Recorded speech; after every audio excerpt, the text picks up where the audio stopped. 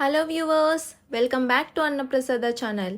ఏ ఇంట్లో అయినా చిన్నపిల్లలు మాకు ఆ బిస్కెట్స్ కావాలి అని అడుగుతూ ఉంటారు కదా. బయట హైజీన్గా ఉంటాయా లేదా అని డౌట్ పడుతూ ఉంటాము.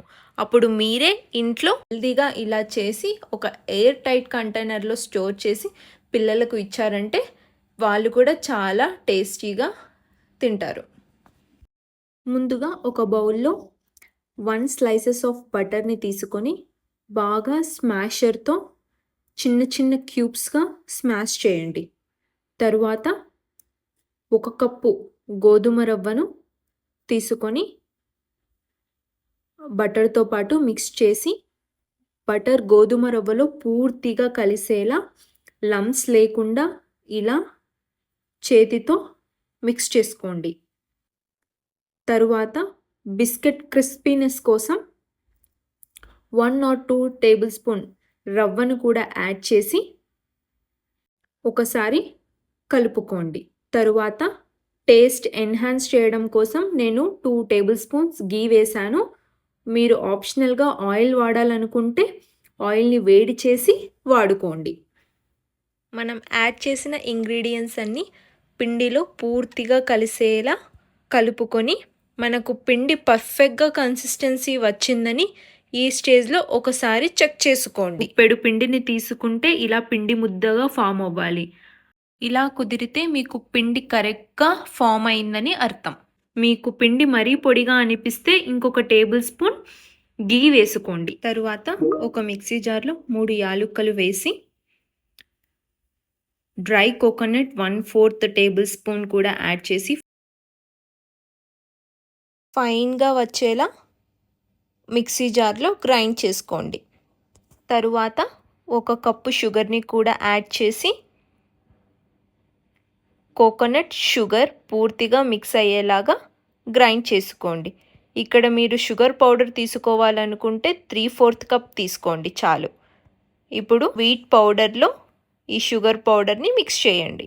ఇక్కడ ఇంకొక టిప్ అండి, కొద్దిగా సోప్ని యాడ్ చేస్తే అమాంతంగా ఈ బిస్కెట్ రుచిని మరీ పెంచుతుంది. తరువాత 2 టేబుల్ స్పూన్ తెల్ల నువ్వులు కూడా యాడ్ చేయండి. పూర్తిగా ఇలా మిక్స్ చేస్తూ చిటికెడు ఉప్పును కూడా యాడ్ చేసుకొని కొద్ది కొద్దిగా వాటర్ని వేసుకుంటూ మనం పిండి ముద్దను కలుపుకోవాలి. ఇక్కడ గుర్తుంచుకోండి, వాటర్ని ఒకేసారి యాడ్ చేశారు పిండి మరీ జారుగా అవుతుంది.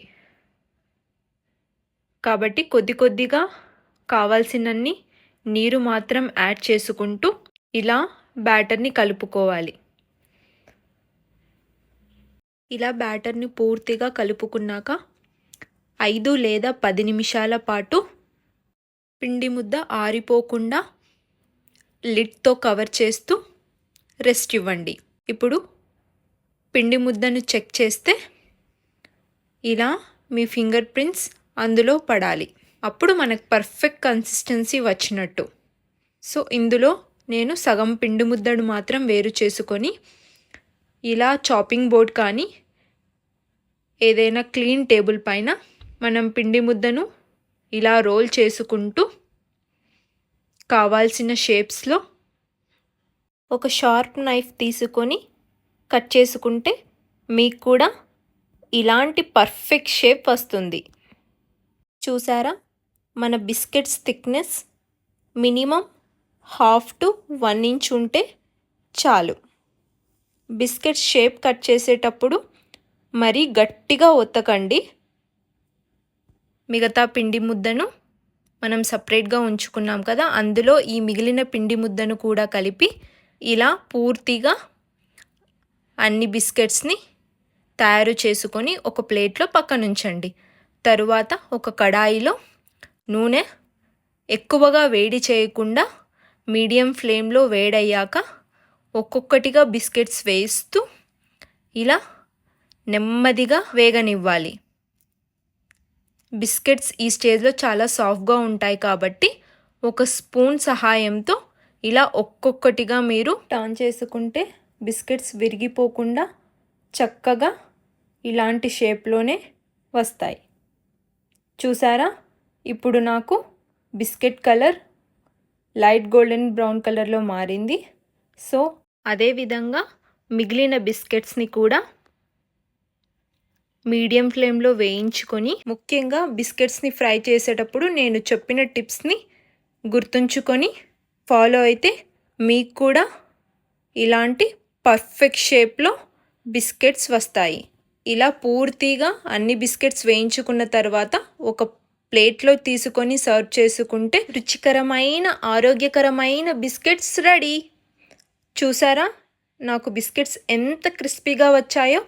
ఒక ఎయిర్ టైట్ కంటైనర్లో స్టోర్ చేసుకుంటే ఇవి మినిమం 1 లేదా 2 వారాలు నిల్వ ఉంటాయి. ఈవినింగ్ టీ టైంలో కానీ స్నాక్స్ని కానీ ఈ బిస్కెట్స్ రుచికరంగా తినచ్చు. నచ్చిందా? ట్రై చేస్తారా? అయితే ఫుల్ వీడియో లింక్ డిస్క్రిప్షన్లో ఇచ్చాను. ట్రై చేసి మీ పిక్ని నా ఇన్స్టాగ్రామ్ ఫాలో అవుతూ ట్యాగ్ చేస్తూ కామెంట్ చేయండి. సబ్స్క్రైబ్ చేయడం మాత్రం మర్చిపోకండి.